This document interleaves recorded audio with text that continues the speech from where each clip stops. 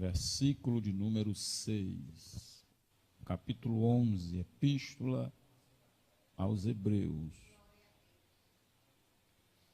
Diz assim o texto sagrado: ora, sem fé é impossível agradar-lhe, porque é necessário que aquele que se aproxima de Deus creia que Ele existe e que é galardoador dos que o buscam. Eu digo amém. Com a graça de Deus, tome seu assento. Mas, meus queridos irmãos, eu sei que toda a igreja sabe o que a Bíblia ensina sobre fé. Porque existe fé de alguns tipos. Mas a fé que Hebreus está se referindo é a fé bíblica. É a fé com um único objeto, que é Deus, seu poder e sua palavra.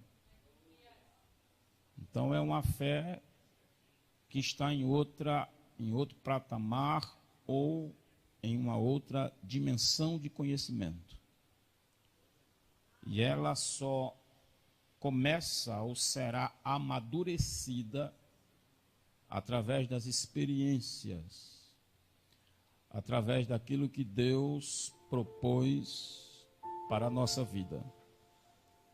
Cada um dos irmãos tem um chamado do Senhor, tem um propósito da parte de Deus para ser realizado na vida de cada um. Alguns com menos peso, outros com mais peso concernente ao próprio chamado. Uns são menos cobrados, outros são mais cobrados, por conta de suas responsabilidades que Deus assim confiou a cada um. É bem verdade que Paulo ensina em Efésios que Deus deu uns para pastores, apóstolos, evangelistas, doutores, mestres, profetas. Cabe a cada um dos irmãos descobrir em Deus qual é a sua vocação. Por isso que o escritor aos Hebreus, ele faz uma lista no capítulo 11, que é o capítulo famoso, é conhecido como a galeria dos vencedores. Então ele faz uma lista de pessoas que ele pôde lembrar. Lá no final ele vai dizer assim: eu ainda poderia acrescentar Davi, Jefité, todos esses que venceram pela fé. E ele define, irmão Neto, logo no versículo 1, na sua vivência e experiência com Deus, ele traz uma definição da sua própria vida e experiência com Deus e diz que a fé é o firme fundamento das coisas que se esperam e a prova ou a certeza ou a convicção daquilo que se não vê. Então eu posso até fazer uma leitura desse simples pregador, que ele deve estar apontando dois tempos no primeiro versículo. Um ponto mais futuro, a prova do que se espera, porque ele tem certeza de que no ponto futuro, aquilo que Deus já programou será realizado. Então, é prova do que se espera. Então, pela fé, o escritor já está em Deus no futuro. E é essa fé bíblica que Jesus quer que você amadureça. Por isso é que é dito que quem crê em Deus consegue enxergar o que muitos não enxergam, consegue viver o que muitos não vivem, consegue fazer o que muitos não fazem, por conta da certeza que tem da fé em Deus. Então ele está colocando um ponto futuro, e quando ele diz, no meu entendimento, as convicção das coisas que se não vê, ele está colocando a fé em um tempo presente. Um tempo presente que você crê que as coisas não vão se realizar, elas já foram feitas.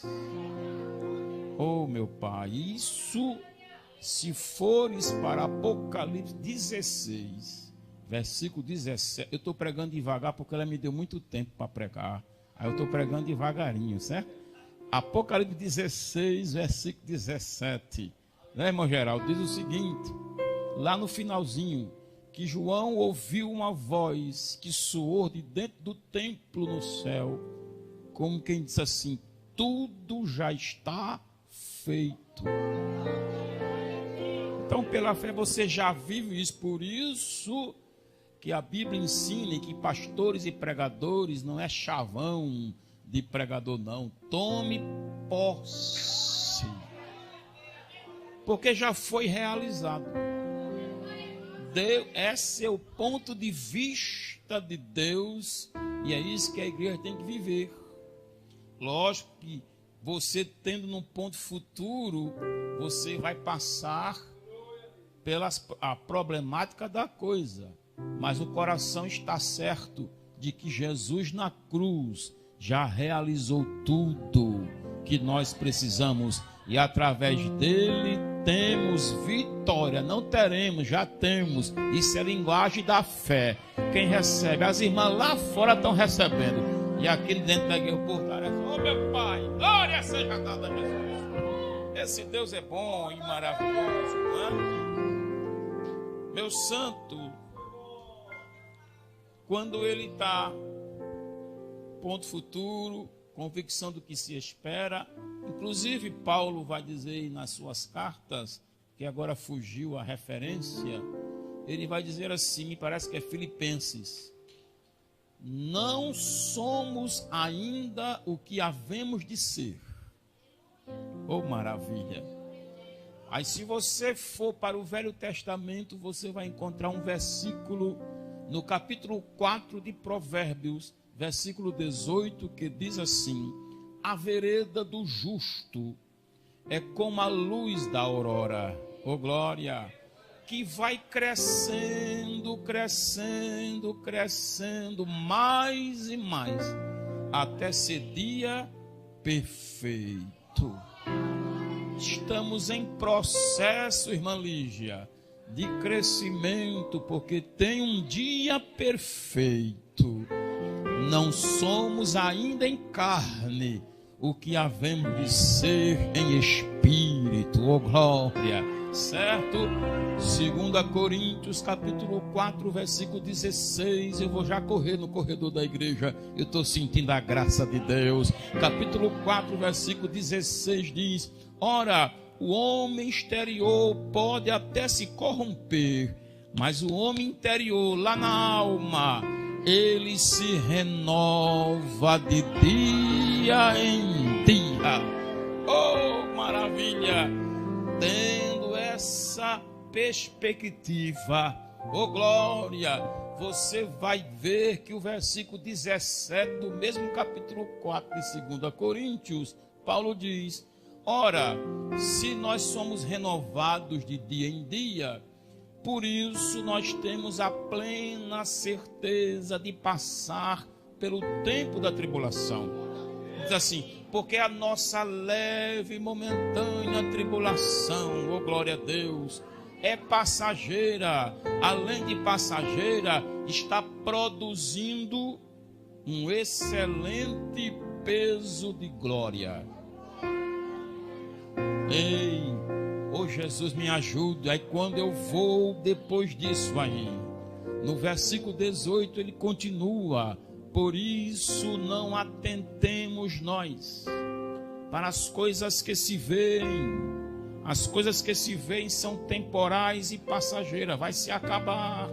Mas atentemos nós pela fé nas coisas que se não vê, oh glória, porque as coisas que se não vê são permanentes e eternas.